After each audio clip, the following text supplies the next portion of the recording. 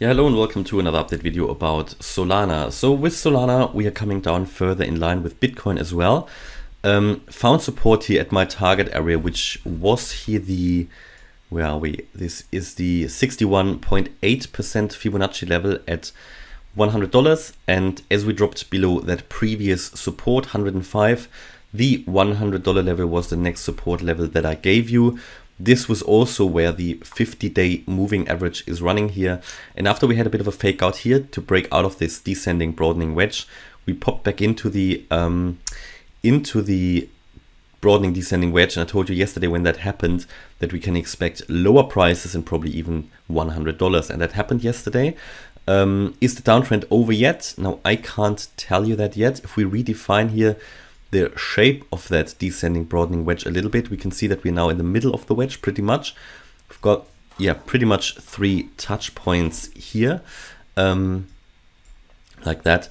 And we can move up a little bit further in a recovery move. So I would say probably also in line with what I expect for Bitcoin now that we have a little bit of a recovery that could take Solana up maybe here to the $107 level, $108 level, and then we move down once more. Have to expect that as long as we are in this descending broadening wedge. Of course, if you get a breakout, that could be a potentially bullish move up, because this is eventually a bullish reversal pattern. The descending broadening wedge, typically in line with the descending wedge, a bullish pattern. So watch out for any breakout if you're looking for an entry point. What I would do, wait for that breakout, move up, retest, and then move up. However, what I'm personally doing at the moment with Solana is to use my buy orders again. So I've got my buy orders and sell orders published on Discord for channel members, and I am, these are now being triggered again, various buy orders, not only for Solana, but for other cryptocurrencies as well. This is also why I haven't changed my buy orders yet when we started to move up here, because I did expect another move down. Because as I said in many videos, when we moved up here, and a lot of people like, is it too late to buy? And I tried to repeat all the time that typically when you move up and if you've missed the boat, there will always be another entry point. And that is exactly what we see here. So hopefully you're learning, because I try to provide some education as well here on this channel, that typically when you get your first run up, then you typically also get another quite strong move down, because let's just assume this was the first wave up, which I don't think it was. I think this was only at the moment an ABC, because we haven't had 5 waves. So even if we say, all right, this would have been the first move up, the first impulse, then this would have been a wave 1. And what we currently see might then be a wave 2. And in a wave 2, you typically come down into the region between the 61.8 and the 88.7% Fib level. So you retrace basically between 70 and 80% roughly, or 70 and 90%. So there is then your next entry point. And this is what we're doing now. I'm not saying that this was already an impulse, because in my opinion, we only have 3 waves. So we could even see lower lows here and finally get to that $55 level that many people waited for, that I've been talking about. Because this is the 78.6% Fib level.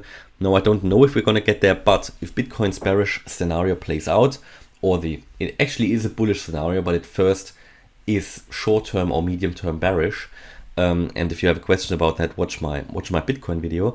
But this would, I think, lead to Solana losing this support anyway, moving down, moving below the lowest low that it did so far, which was actually, let me just move that line here, which was here at $75. That was back here at the when was it, on the 23rd of February. So again here, if we lose the 50-day moving average, then I think there isn't much more support there. Then we can see another quick move down. And if we take a look at the VPVR, what does it show us? I think it should show us a cluster of support here somewhere. All right, based on the VPVR, you've got support here in that region here, where we had a lot of support resistance before. So that would be that, all right, that would be the pretty much the $90 level. And then I think if you lose that, because this is when it's all dropping off, then I think you can expect here to find support at that previous low at $76. So watch out for this $91 level. So looking at the EMA ribbon, you can see that we had that short signal up here on the 4-hour chart. So that basically gave you an idea that we're going to drop further. Here on the 8-hour chart, we also had a short signal because we also dropped below the EMA ribbon and they have crossed bearish now. And on the daily EMA ribbon, we have also, with a huge move, moved below the EMA ribbon on the daily. Now that is quite a bearish move, with quite a strong red candle. Now we find a bit of support again because we are touching the 50-day simple moving average, and because we were quite oversold on the shorter time frames. Here on the 4-hour chart, for example, you can see the EMA ribbon turning upside again. The stochastic RSI momentum is going up. That is also why I say we could see a little bit of a recovery move up, and the RSI was oversold. And you could see the same thing here on the 1-hour chart. So there you go. There you had your recovery. And the 1-hour MACD is just pushing higher here at the moment, which doesn't mean we are reversing to the upside again, but it means we could see a bit of more recovery coming. And that is going to happen probably when you move above $103, that previous rejection point. Then I think we could get really and retest, well, first of all, maybe that $105 level, and then even here the $107, which would be the resistance level of that wedge. And that is what I can tell you at the moment. I think we have come down a little bit too far for a wave 4. It's still technically possible to move up from here, depending on how we count the waves here. But I mean, in terms of 2 new all-time highs, but it has come down so much.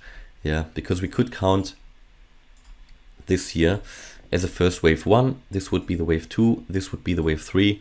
The wave 4 could technically come down to $95, and then we could move up in a wave 5.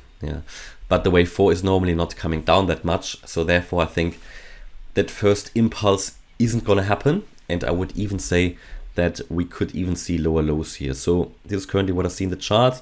Been telling you throughout that the uptrend is not confirmed yet, and that there is still a lot of downside potential. I think we are seeing that at the moment, and for me the uptrend for Solana is really only confirmed as soon as we see a first impulse to the upside. Then we can get a first ABC down, a second wave down, in which we could again fill the bags if we want to. That's up to you, no financial advice. And also if we move above that 100 and here it should be 163 it's $158, that wave 4. And that's my view here about Solana. Hopefully you liked the update. If you did, please hit the like button, leave a comment and subscribe. And if you really like the content, then check out the channel membership. Thanks a lot for watching. Bye bye.